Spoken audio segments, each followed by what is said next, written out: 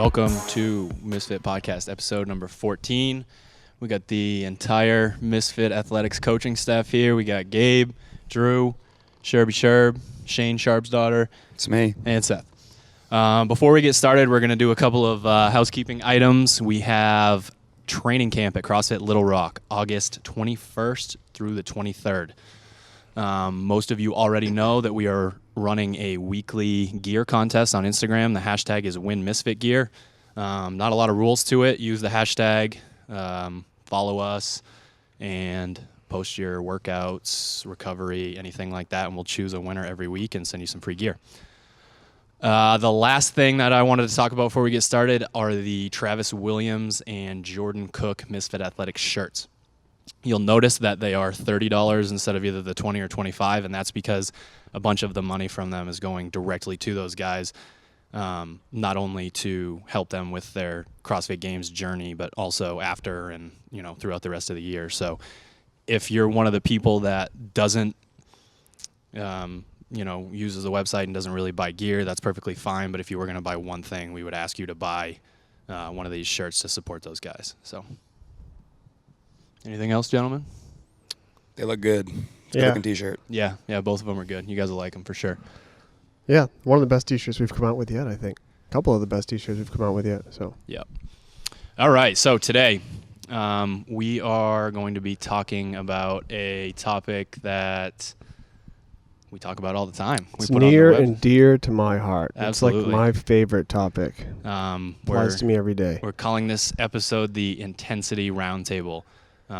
We're hoping to get the ball rolling here and just really talk about our thoughts on intensity and how it applies to the sport, how it applies to general affiliate members, how it applies to masters and grandmothers and CrossFit Games athletes and everybody in between. All the grandmothers.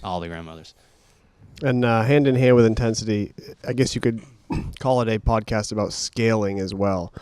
There are two different topics, but they reflect each other in every way, shape, and form in the sport. So scaling is going to be a big thing that we've been dealing with lately, especially with the growth of the blog.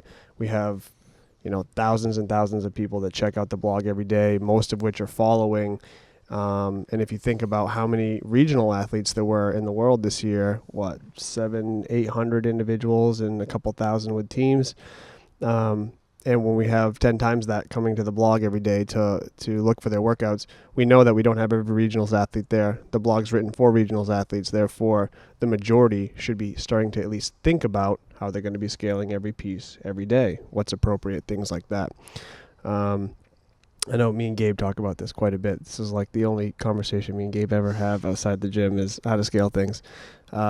So what do you think about, let's take me for example, all right? My fitness level, I would call myself an average affiliate member. Is that fair? That's fair. Fair from everybody? Okay. That's right. So I'm an average affiliate member. I do really well in some workouts and completely bomb others. I want to do more. I want to start stepping up my training. Gabe, where do I start with the blog? How do I get into this? Well, so a lot of our programming for the affiliates is a modified version of the blog that we see. We put it into to what we see fit for probably more your average athlete. So it's definitely a scaled back version of it.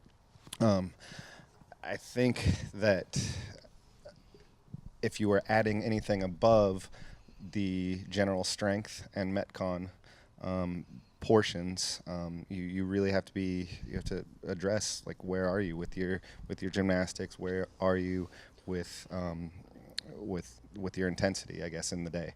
So if you can physically do that third piece and you can actually work on technique and start to add capacity, then I think that maybe you should start to add that piece. Okay, so I add that piece, but I look at the three pieces and I can't handle the weight on the barbell.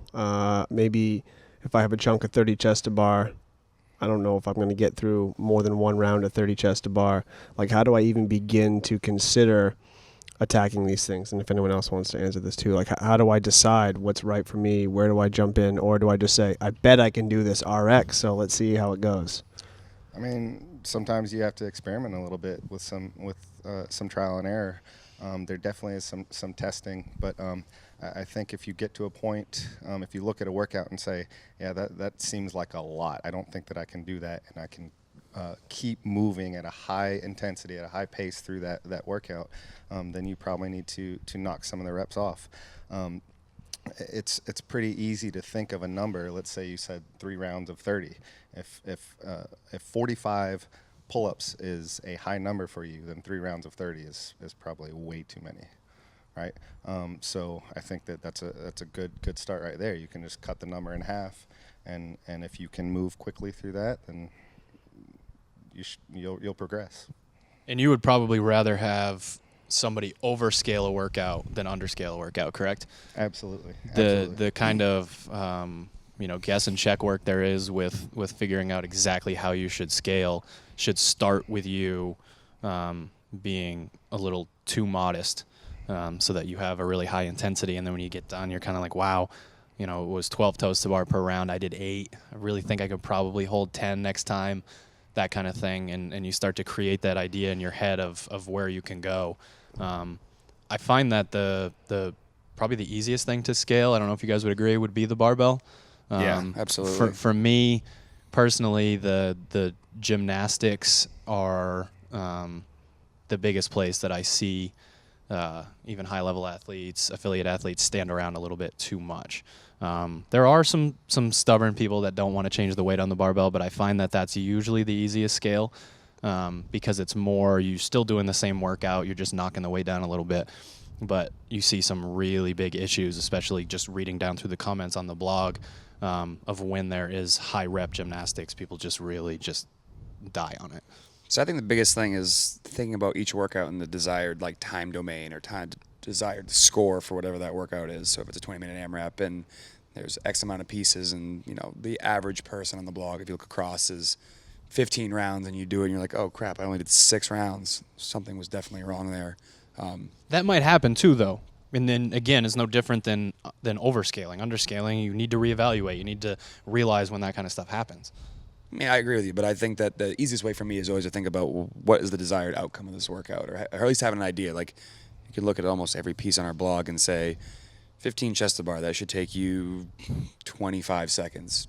10 power cleans, that should take you, 35, 45 seconds, depending on what the weight is. And then it's 5 muscle-ups, and that should be 30 seconds. So the average round is, somewhere around 2 minutes. It's 5 rounds for time. We're looking at about a 10-minute workout. So if you're really going to push 15, 20 minutes, then knock a muscle-up down, or knock the weight down, or chest to bar and a muscle-up workout in the same workout would be pretty terrible. But that's exactly how I write, though. So when I'm writing stuff, I usually have a time domain in mind, and if it's task priority, I have to decide how many rounds. First I decide the time, then I decide the rounds within the time, and then I can start plugging in the movements that I have to use, and that's what determines my weight and rep scheme from there. So the time is, I agree, probably the most important thing, because that's the only thing that we for sure can dictate, is sort of getting into different pathways depending on the time, and then it takes a little more thought to figure out how you can push the intensity within the different times, whether it's intervals or not,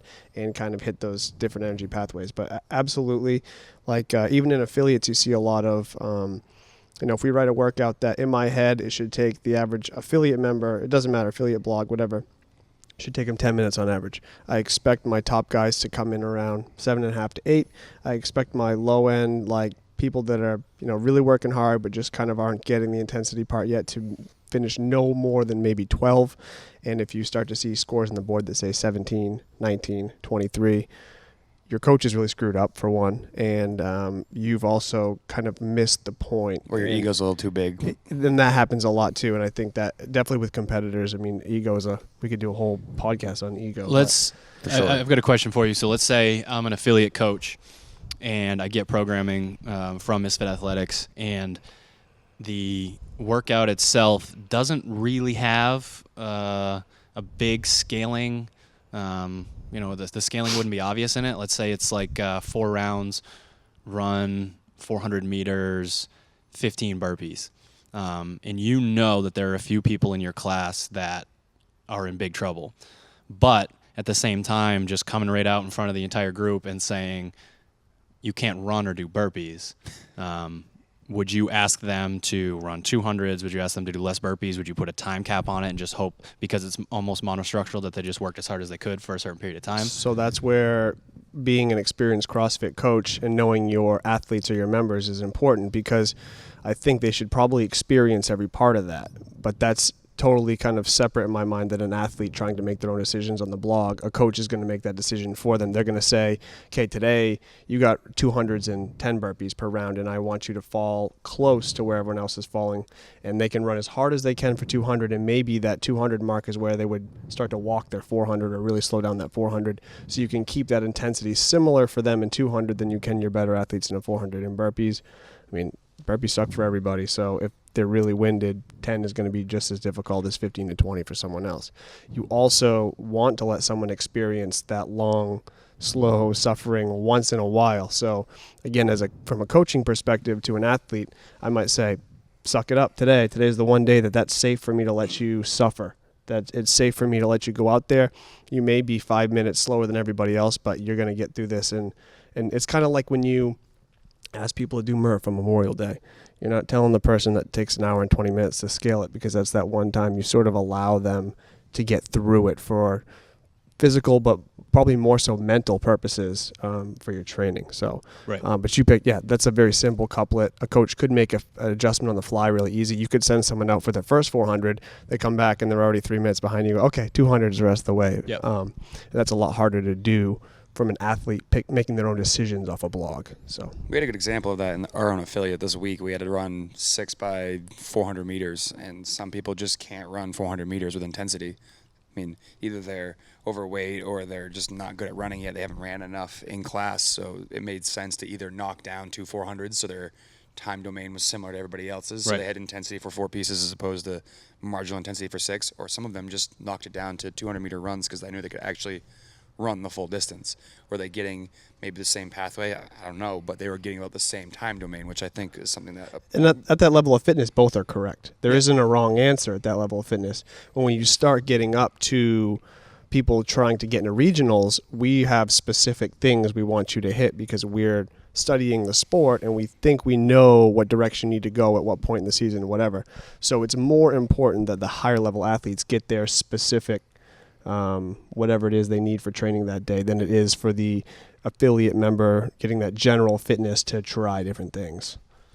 So that workout that you just mentioned, sure, but you can put that into the audience that the blog serves, and talk about that a little bit in terms of intensity.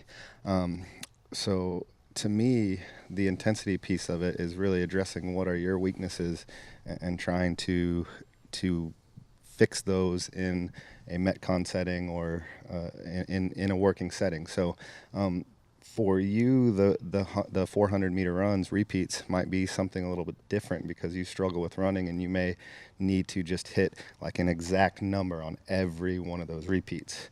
For me, that might be a little bit different because I might be better at running. I might need to push. Might be. So I might need to push pretty hard on those first 2 and see if I can maintain at something just under my mile PR 400 pace. So that's something that you can think about too in terms of what does that intensity mean. In another workout, if I'm really good at double unders and it's rowing and double unders, I should probably row really, really hard because I know I can hit double unders and might as well make my double unders hard so I get better at those. At the same time, in a Metcon, I can really work on my rowing, increase my capacity in Metcon, knowing that I have to move after that and whatnot. That reminds me of a point that I just stumbled across in a workout we had on the blog recently, the row 250, 25 wall ball every 3 minutes. Well, my version is not with a 30-pound wall ball. It's with a 20-pound wall ball. I tried to keep the distance the same on the rower, and I fought hard to get my 25 wall balls unbroken. But part of my goal setting was I'm not going to put the wall ball down until I finish.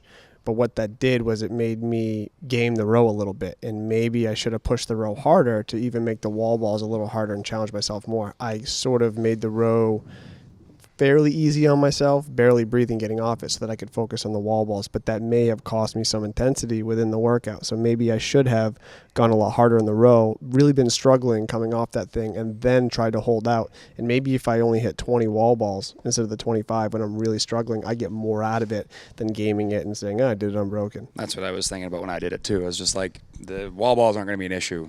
You can just be tough for 25 reps in my mind as 25 wall balls.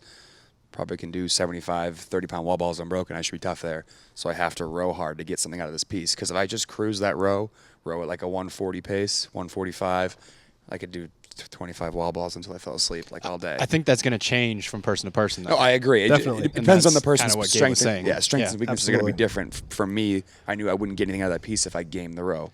But everyone would have done it wrong had they done what Seth was saying, and when they finished the workout, we're kind of like, eh.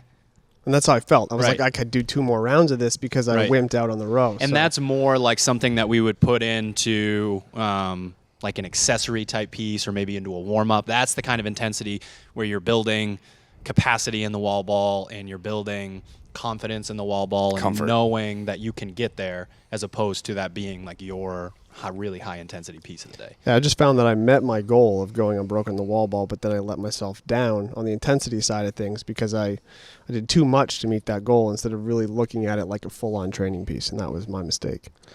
All right, so I want to call out Sherb real quick on one thing, because I know I've had this discussion with Seth before, and actually Sherb and I talked about it, but there was a piece, I think it was right around open time, maybe it was during the open or right before, maybe I right didn't after. do that. But it was 15 toes to bar, 15 hang power cleans 135, 15 shoulder to overhead 135. It was like 5 rounds, I believe, rest 2 minutes in between, so it's interval work, right? My approach was, all right, I'm going to go and do the first round as fast as I possibly can, which I try to do a lot in training, and I usually get a bunch of shit for it because they're like, no, that's not how you work out. But I try to do that and make the rest of the work harder and see how long I can hang on, kind of see where my limits are. So Sherb's approach is, okay, he's going to kind of stay controlled and stay steady, and then eventually in that workout he did pass me because maybe I went too hard to start, whatever. So in a workout like that, how do you know, like, what's the right option? Well, in interval work, I think the whole point of allowing someone to take that break is to go for broke each round. You get to really experience the movements under maximal fatigue. You get to really push yourself and see what breaks down first, whether it's muscular failure or you just can't breathe anymore. You get to kind of test that in all different domains, all different movements. But I don't like gaming training, and I especially don't like gaming interval work. And so it's not about winning that. It's about maybe your first 2 rounds are blistering and you get to feel that. And then you get to kind of experience the later rounds, if they're not going to be as fast, what you're going to feel in a Metcon. Maybe you're 15 minutes deep in a Metcon, you're still going. The interval work, I mean, while you want it to be somewhat repeatable and you don't want to get to failure and you can't continue interval work, you have to push early on knowing that there's rest coming. That's kind of how you train beyond what you're capable of. If we just put you in Metcons every day, you would only train to that certain threshold that you can hold, and I think your progress would be slower. And maybe that's just a theory, but that's what I think. I think your progress would be a lot slower overall. So My opinion on it is like you have this kind of, most CrossFitters anyways have this journey of like you start out and hopefully the competitive atmosphere brings you in and your intensity when you start CrossFit is through the roof, and you make during those first few months the most incredible like physiological changes from going that hard every single day. But then you kind of slow down a little bit and you have to take a full step back and say like, wow, I move like shit.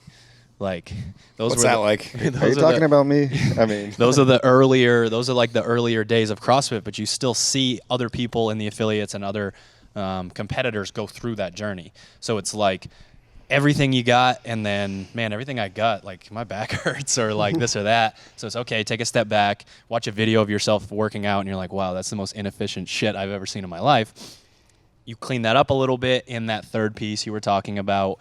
Keep the intensity in your regular stuff. And then once those 2 sides start to cross really well is when you become, a regionals athlete, whatever, if you, unless you have issues with genetics or this or that. But I just feel like being able to ride that intensity like spike is just that thing that really gets people over the edge. And I think it happens over and over throughout people's like CrossFit journey. They're like, okay, so I'm going to hammer squat cleans because I'm not good at them, or I'm going to do, little chest to bar ladders or this or that. And as it goes, you keep getting yourself back to that point where you really feel like you can push really hard. And that, again, is how it all works. I mean, that's what set CrossFit apart from so many other, ways of just exercising in general. So going back to Seth's original question and that and talking about that third piece, I've seen a couple of people post on the blog that when they are doing that third piece, 'cause usually that's where you'll find the higher level gymnastics, that they did that, and they did, let's say it's muscle ups, they did muscle up progressions in that piece. So they did the exact same piece. Let's say it was run 200 meters in 10 muscle ups or something like that. 3 rounds, and they did run 200 meters, muscle up progressions. What do you guys think about that? As far as like, to me, I don't know that that's necessarily the right setting to be doing that muscle up progression. Think so. Skill work under intensity is Not skill work. Yeah, it's not really skill work. So I would much rather see somebody build just their grip capacity or their dip capacity or their pull-up capacity, just any of these things. That physiological adaptation makes you better, will make you the next time you go to do muscle ups, whether it's 1% or 40%, it'll make you better. And eventually it will translate. And you're not identifying the source of the problem by doing a muscle up progression skill work thing. You are just accepting the fact that you can't do muscle ups and you're working on some drill you saw online versus building the strength through the pulling portion, learning how to open your hips, learning how to do ring dips. Maybe you can barely support yourself on the top of the rings. Maybe that's part of it. So I think that needs to be addressed before you even consider what you're doing in the workout, and make an assessment and say, okay, my dip's probably the weak part of the muscle up. I get over the rings just fine, but I just can't seem to do dips. So that's the time where maybe you can do if it's 5 muscle ups per round, maybe you can do 5 ring dips, or maybe you can only do 3 ring dips, or maybe you can do regular dips, not on rings, whatever it is. But you got to find something that you can do that relates back to that big picture movement and start hammering that under intensity. So then if they were going to put that into the piece that was on the blog, let's say it was 3 rounds, run 200, 10 muscle ups, would 3 rounds, run 200, 10 ring dips be more appropriate, or would you just say it could let's just skip that piece altogether, do some separate accessory work instead of trying just to follow? Well, what is written? I hope people are spending a few minutes working on the skill and practicing the dip and making sure things look right before you start ripping out ring dips too. I mean, that's like anything. Like, I don't want to say 3, 2, 1, go. Sherb, stand up and start doing back squats. I want Sherb to do some movement prep and warm up and then do the back squat water, whatever it is. So, just saying that dips is the appropriate scale would just be. Well, I know what you're saying, but it's that's so the portion that you are struggling with. Yeah, it's still so person to person. It's so unique and to the athlete that there isn't an answer that I could say. You have to work with your coach, with your training partners, with us, with whoever, to make the assessment. And that's sort of where our services come into play, right? That's what we do for people, is we watch them move and we decide this would be the best course of action to get to the next step.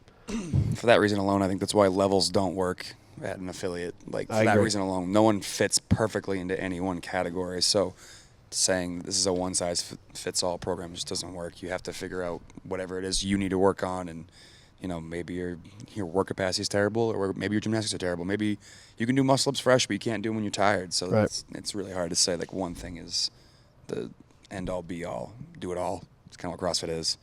So I think we have to talk about handstand push-ups, because handstand push-ups are like one of the main reasons why we are doing this podcast right now. People want to scale handstand push-ups from kipping to strict so badly.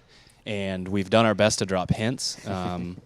People wanted to know whether they should scale up the handstand push-up flight simulator. So we posted a video of Joe Silvestri doing it kipping in, I don't know, 10 seconds. 2.5 minutes or something crazy. Something absolutely obnoxious, and said if you don't absolutely annihilate Joe in this, which is impossible, then you shouldn't be doing it. I.e., you shouldn't be doing it at any point. And I think it got quiet for a little while, but then we got a new influx of people. And just recently, we had the workout. I'm trying to think. Oh, it was the high box jumps. It was the handstand push-ups and high box jumps. And people like Cam, Joe, what did you guys get on that? They were 11, rounds, almost 12 rounds. 11, 12. Yeah, okay. And the people that did strict got 7 or 8 rounds. So not only are you sacrificing intensity, but when we're doing these interval pieces, we're building capacity in a specific movement under fatigue. It kind of is skill work, even though we're under fatigue. You're yes, practicing it a skill absolutely you don't need is. to use. It's. We know you should, if you can do them fresh really well, then it's time to practice the skill under fatigue. Test them. And so many people did this and got so many fewer rounds. It is hardly, it doesn't do anything to your central nervous system. Kick up in your bedroom and do 10 strict handstand push-ups. Do them before bed every night instead on the blog. Do them in the morning. Do them whenever you want. They don't belong in the Metcon or the interval piece unless we write them in there, right? I mean, 100% agree. 100%. I just we try to drop the hints because I mean, you guys buy the tickets to our camps and you buy our gear and you support this company and we're very thankful for that. But we also owe it to you guys to give you our real opinions about this kind of stuff, and no, you should not scale up. So I mean, I don't care what it is. Don't scale it up. I've got all my anger out on this. I took it out on our athletes already, so I'm pretty happy about that this piece topic. was so perfect to scale up. People were like, I jumped on a 75-inch box and did 1 strict handstand push-up per round. It was pretty hard. I got 1 round. I would love that workout. It's crazy. People were like running off camera to run back on camera to jump on their box, which I can't imagine was the point. Do you at all. guys think you got a fair amount of strict handstand push-up work last year that would have helped prepare absolutely. you for Plenty? Yeah, Okay. absolutely plenty. But I think it's important for everybody to know that we think that those are 2 separate movements. Strict handstand push-ups and kipping handstand push-ups are 2 completely separate movements, and we're going to program to make sure that you're prepared for every movement, and we're going to make sure that you hit enough strict, enough kipping. That's all you need to worry about. So when we say do strict, do strict. When we say do kipping, do kipping. How come no one scales up to ring handstand push-ups instead? That's what I do. Okay, It's really easy day. So it's such an easy example. Why aren't people doing just a ton of strict pull-ups instead of kipping pull-ups? Right? Okay. They're not as sexy. You do Fran when we program Fran. Are you doing I'm strict? doing it strict. You're doing it strict. And I'm going Okay. to beat Sherb. But that's what it is. Like the kipping pull-up adds capacity. It makes it more intense. I mean, we're talking CrossFit 101 here. The kipping handstand push-up does the exact They don't post a lot of same strict pull-ups on thing. Instagram. That's why there's no strict You pull-ups. should try on Instagram. Grace with muscle cleans and strict press. I'll See do how it. far you make it. Reverse curls. And Yeah, I was gonna say strict press. Cam does that. He picks it up, curls it, and then presses it. Gross. Yep. Yeah. Yeah. And so I guess like scaling is never going to be an easy one size fits all, and it's never going to be easy for the athlete. But I think that people are just making these glaring mistakes, and I think this goes back to what you said about, you just dropped the word ego. I think people are super excited when they can write in the comment section of the blog, did it RX, yay, did it RX.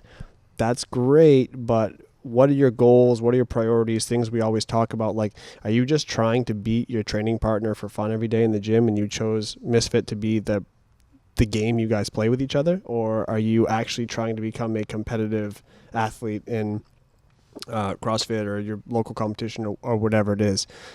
Make sure before you start thinking about the scaling that if you're really trying to get to that next level, that you are making true assessments every day. And I mean, I get to write the workout, so it's easy for me to scale for myself, but I'm probably one of the best at scaling workouts, especially for me. Like, I have no shame in when I have to do workouts with these guys. And the other day we did a demo WOD they used 165. I had to use 135 and I still finished last. Like, I may have even done better at 125 and got a little more out of the workout. We did, I have to push sleds with them. You think I push 600 pounds with these guys? No, I pushed like 350, 400 pounds. Like everything is the same. And I guess the sled's probably the easiest way to look at something like under intensity. You're going to stand there and just kind of push the bars forward and the sled doesn't move, or are you actually going to move that sled with some speed and power and get some work done? I mean, that's really what scaling is.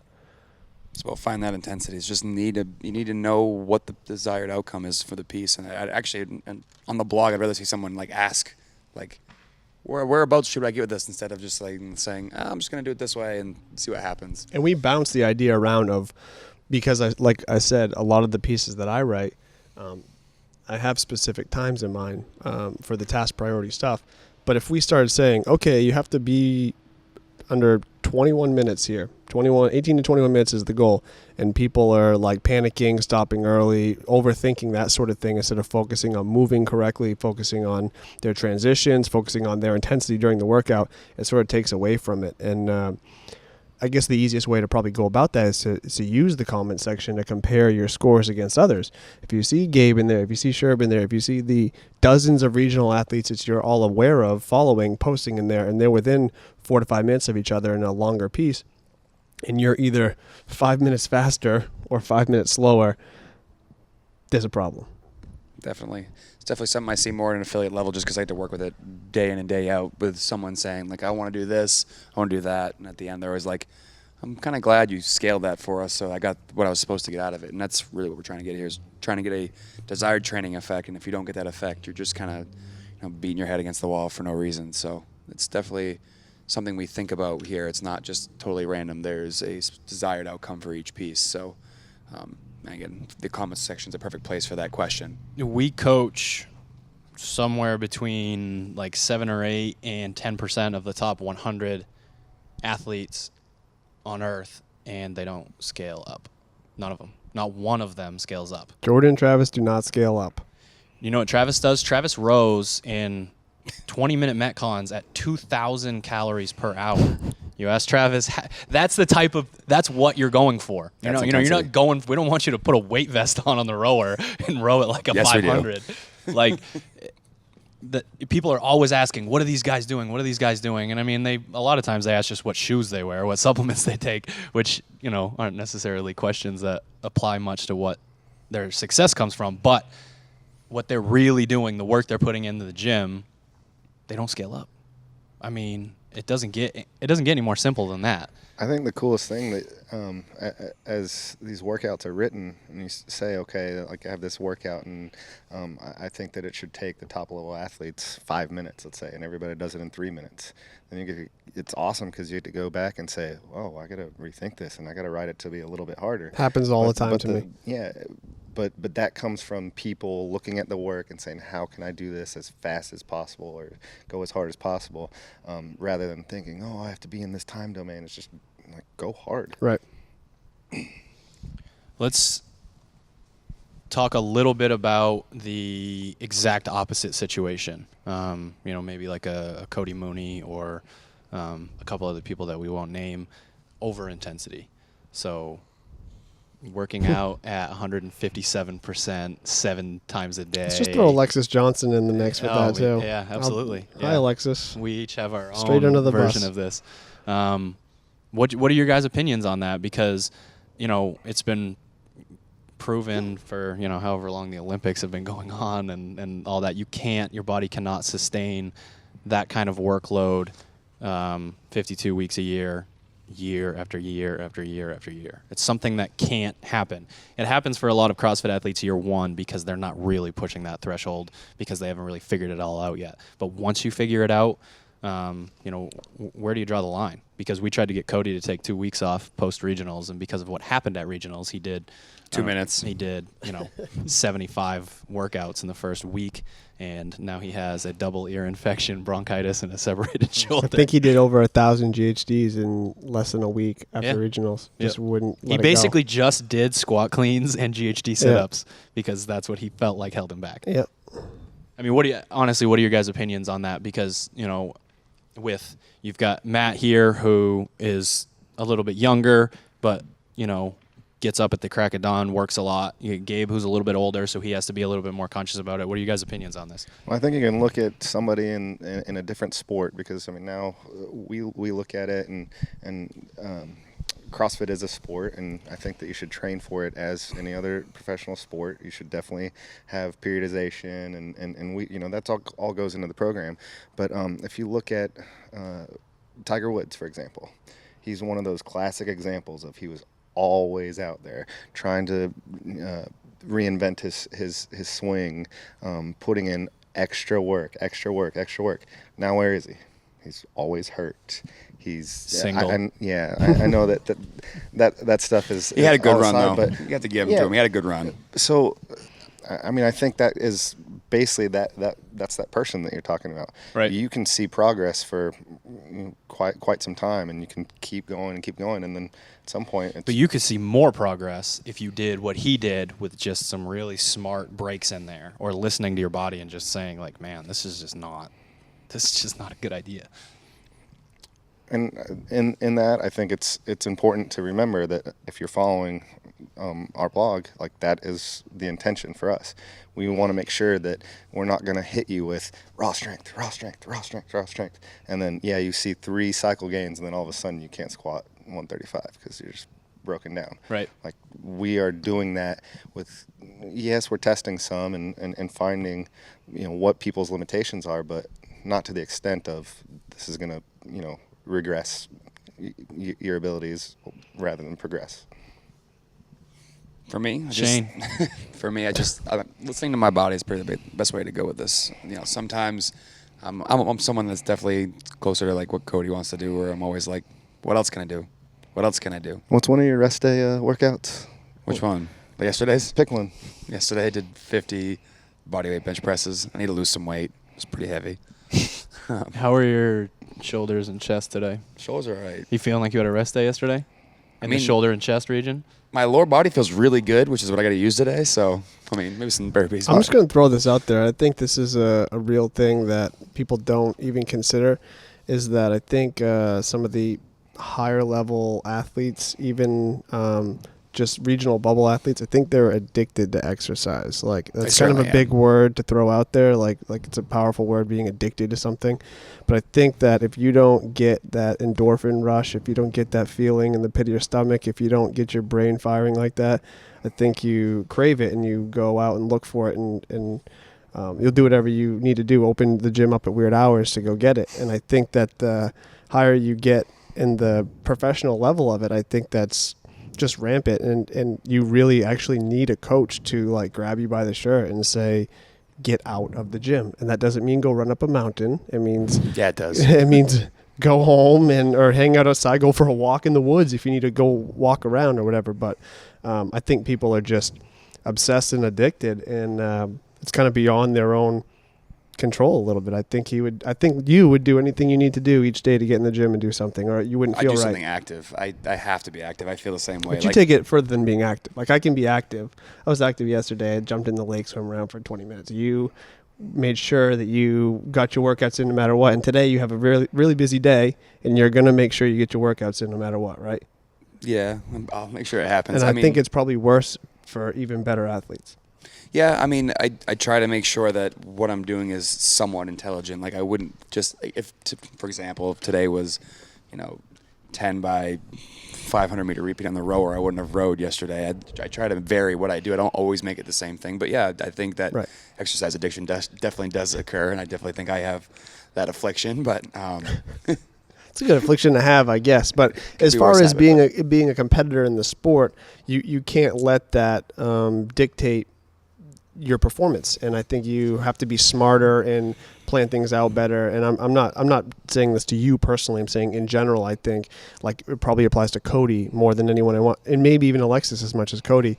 They won't leave the gym if you don't force them out of the gym. And as soon as you do force them out of the gym, they'll find something outside of the gym to go do, and they just don't know what else to do with themselves because they're obsessed and addicted to it. How many little nagging injuries does Alexis have throughout the season? Thank goodness nothing serious. But yeah, she's got tweaks and bumps all the time. Yeah. Do we know anybody that walks into the gym more than Cody more and so says than Cody. My ex hurts? No, exactly. Not at all. Your body just doesn't work that way. Exercise is catabolic. It breaks your body down, and unless you do something to let it build back up, don't make changes. Right. So you can literally just run yourself into the ground. I mean, we've had so many athletes in here, Austin being one of them, went on vacation or had graduation or something happened where he had like a week off from training, and he could not believe how strong he was the following week. Oh, it happens to me every time I take It's a like- week off. I mean, I thought that was obvious. That's the way it I've works. I've been trying to make those extra sessions the rest day more of like a recovery thing nowadays. And I mean recovery, but like doing a ROM WOD and like maybe stretching my shoulders out, because I do have definitely have the desire to like get my heart rate up, get sweaty, do You something. also want to eat a cinnamon bun at night, and you know from reading Well, I carb gotta tell everybody. backloading that you need to Unfortunately, I didn't modulate have a any. little tissue. I didn't have any. You get yesterday. carried away with your little ideas though too. Like I'm just gonna do this really quick, and then you're like, and then I'm gonna do 50 strict pull-ups, and then I'm just gonna back squat 5x5 really quick. Like that's it. Then Rabbit I'm out hole. of here. Yeah. So I mean, that Happens is to what a I lot do. of people. No, Yeah. it is what I do. I know. I'm not gonna like. I try to make sure it doesn't influence my training somewhat, but there are weeks like this past Sunday I didn't do anything on Sunday, which I felt itchy, so I ended up like. Did you put like a real like shirt on and a pair of jeans and leave your home? I was in my bed strapped to it, sweating, like rolling back and forth. The baby was crawling up the wall and up the ceiling. I had a nurse check on me, feeding me pills every so often to keep me in track. But no, yeah, yeah, no, it's funny you say that. Like, careful with your social life tonight. Like, you're not closing the gym down early, so don't get out so you enjoy your social life. Social life in quotations, because it Yeah, sure, involves social life. involves being at the gym usually. Yeah, no, I think that it definitely is something you have to consider, especially around the time regionals were last year when we did it. We had to spend a lot of extra time outside of training, getting ready to train again, which is part of what your rest day, recovery day should be, is getting yourself ready for the next time that you train. So that's like swim sessions, that's ROM WODs, that's spending time on an acupressure mat. That's what else is there? Mark Pro. I'm trying to think of the thing. I you couldn't remember name the it, name. you do it. I couldn't remember the name of it, but yeah, all those Eating things. food, nice recovery. That's not a problem. Yeah. That's Oh, I never- know you do it. Is what I'm saying. It's never been a problem. And something to keep in mind is everybody's different. So there are certain people, even at really high levels, that are going to react really well to higher volume. Their bodies just has the genetics to handle that, responds better to it. And then there are people who can make really, really, really big progress with less volume, more rest time. Like And then- you. Yeah. I mean, Like me too. yeah, it's just one of those things where, a lot of it has to do with, like your ancestry and all these different things, and it's not really something that you have control over. So you can't just say, okay, I'm going to keep working and working and working and working until my body switches over to being that style of person. So, I don't want to like shun people from going high volume, but if you don't take a week off a year, man, everybody should take a week off a Oh, year. no doubt. And I always this is one thing that I wrestle with. I think we push the limits of volume. A lot of times when I'm writing stuff and looking at a day, the way that a certain day works out in the blog, I go, oh, man, I might have overdone it today. Like, But aren't we assuming we don't know when Bob and Jenny are going on vacation, right? Right. So Absolutely. we have to.